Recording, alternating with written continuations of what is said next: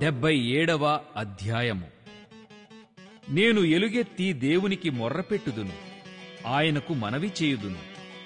దేవుడు నాకు చెవియొగ్గు వరకు నేను ఎలుగెత్తి ఆయనకు మనవి చేయుదును. నా ఆపత్కాలమందు నేను ప్రభువును వెదకితిని.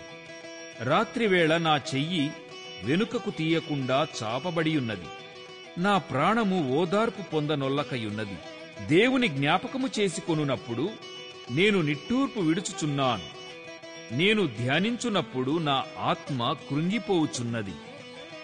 నీవు నా కన్నులు మూతపడనీయవు. నేను కలవరపడుచూ మాటలాడలేకయున్నాను. తొల్లిటి దినములను పూర్వకాల సంవత్సరములను నేను మనస్సునకు తెచ్చుకొందును. నేను పాడిన పాట రాత్రియందు జ్ఞాపకము చేసుకొందును, హృదయమున ధ్యానించుకొందును. దేవా, నా ఆత్మ నీ తీర్పు మార్గము శ్రద్ధగా వెదకెను. ప్రభువు నిత్యము విడనాడునా? ఆయన ఇకెన్నడనూ కటాక్షింపడా? ఆయన కృప ఎన్నటికీ లేకుండా మానిపోయెనా? ఆయన సెలవిచ్చిన మాట తరతరములకు తప్పిపోయెనా?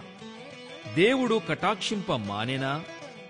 ఆయన కోపించి వాత్సల్యత చూపకుండునా?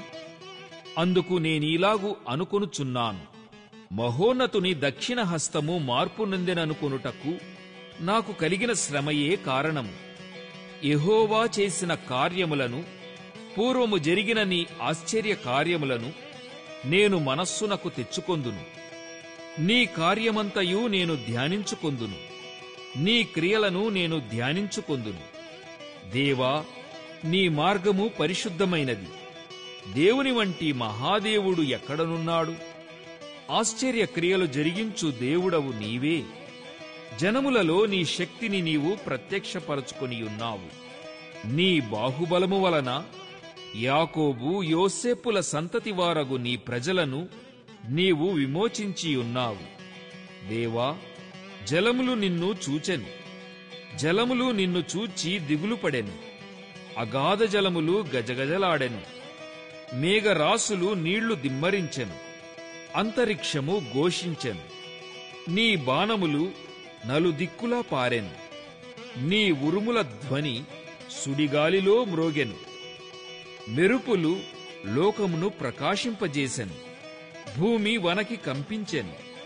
నీ మార్గము సముద్రములో నుండెను. నీ త్రోవలు మహాజలములలో ఉండెను. నీ అడుగుజాడలు గుర్తింపబడకయుండెను.